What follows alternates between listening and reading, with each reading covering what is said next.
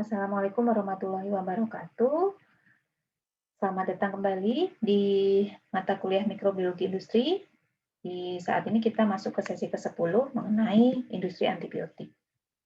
Jadi kalian sudah memahami apa itu antibiotik dalam mata kuliah mikrobiologi.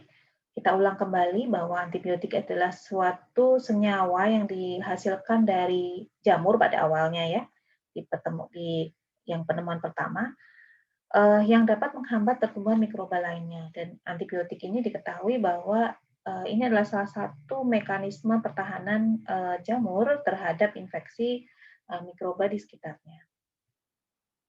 Kemudian kita juga mengulang kembali apa itu bakterisidal dengan bakteriostatik. Jadi bakterisidal itu adalah antibiotik yang sifatnya bisa membunuh bakteri, kalau bakteriostatik dia hanya menghambat pertumbuhan bakteri. Jadi ini adalah cara kerja antibiotik. Ada yang menghambat sintesis dinding selnya, contohnya pada kelompok antibiotik beta-laktam, glikopeptida. Kemudian ada juga yang menghambat sintesis protein dalam sel bakteri, contohnya adalah tetrasiklin. Kemudian ada aminoglikosida, makrolida, menghambat fungsi membran sel dan menghambat sintesis protein. Menghambat sintesis asam nukleat. Kemudian kita juga mengetahui bahwa ada antibiotik yang sifatnya broad spectrum atau bisa menghambat bakteri dari gram yang bervariasi, ada yang bisa menghambat gram negatif dan positif secara bersamaan, dan juga ada yang narrow spectrum, artinya dia hanya menghambat satu kelompok bakteri saja, yaitu gram negatif atau positif saja. Resistensi antibiotik merupakan kemampuan bakteri untuk dapat bertahan dari antibiotik. Artinya kalau bakteri itu sudah resisten terhadap antibiotik, maka dia tidak bisa diobati dengan antibiotik tersebut atau antibiotik dari golongan yang sama. Ya. Dampaknya maka pertumbuhan bakteri dalam tubuh tidak dapat dikendalikan. Jika berupa patogen, maka pengobatan yang penyakit yang diakibatkan menjadi lebih susah, ya, sehingga ini menjadi masalah kesehatan yang mendapat perhatian serius atau mendapat perhatian khusus. Kenapa? Karena kalau dia sudah resisten terhadap antibiotik dan dia harus diobati dengan antibiotik lain yang yang bisa lebih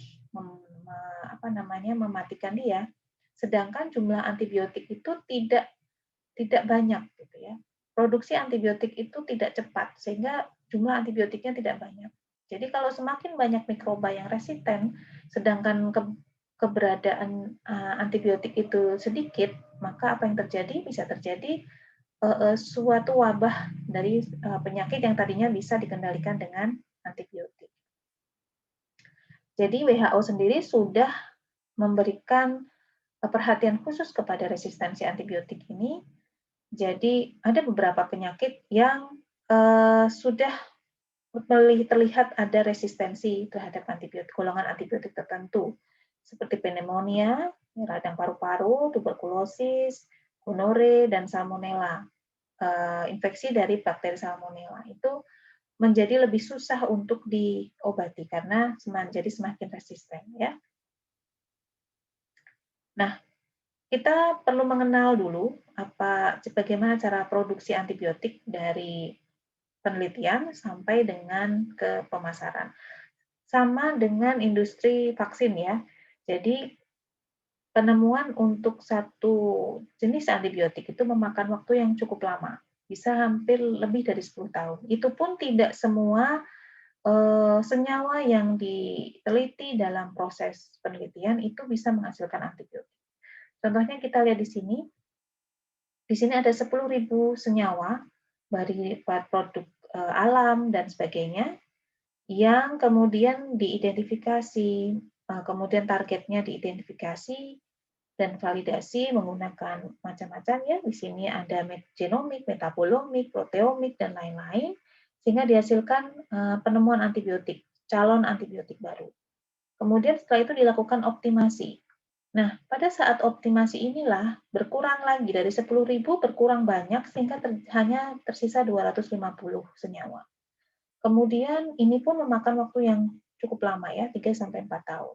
Setelah lulus pada fase optimasi masuk ke uji preklinis.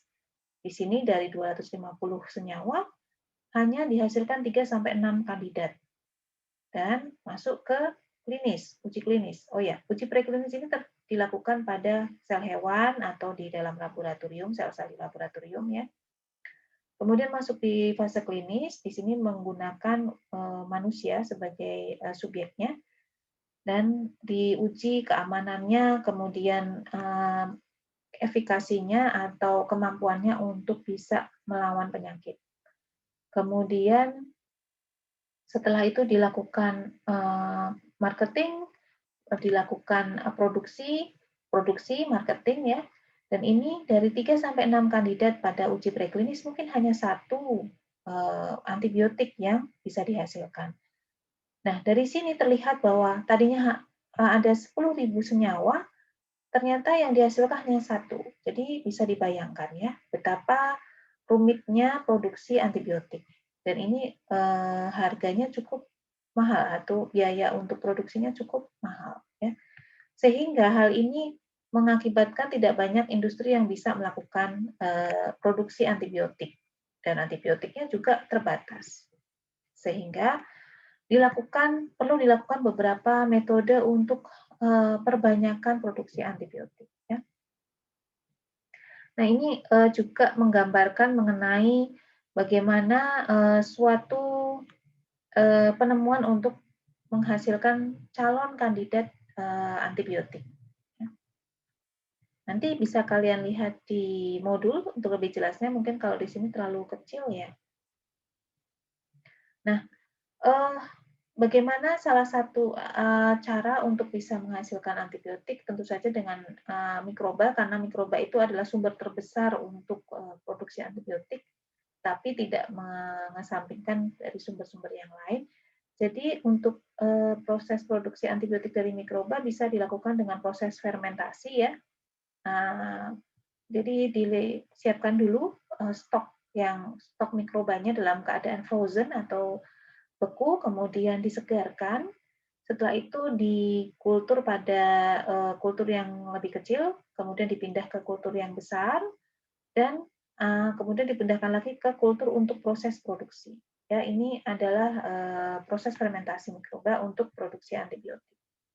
Sedangkan pemurnian produksi antibiotik bisa menggunakan ion exchange chromatografi atau ion exchange chromatografi dan solvent extraction, sehingga bisa dihasilkan antibiotik yang murni untuk dipasarkan. Dan ini adalah beberapa usaha untuk bisa meningkatkan kemampuan mikroba untuk menghasilkan antibiotik ya. Ada manipulasi genetik ya, paling banyak itu manipulasi genetik dan sebagainya, termasuk dalam kondisi ini ada teknologi CRISPR dan lain-lain, itu bisa digunakan dalam peningkatan produksi antibiotik. Terima kasih atas perhatiannya. Jika ada pertanyaan bisa disampaikan di forum diskusi di e-learning. Wassalamualaikum warahmatullahi wabarakatuh.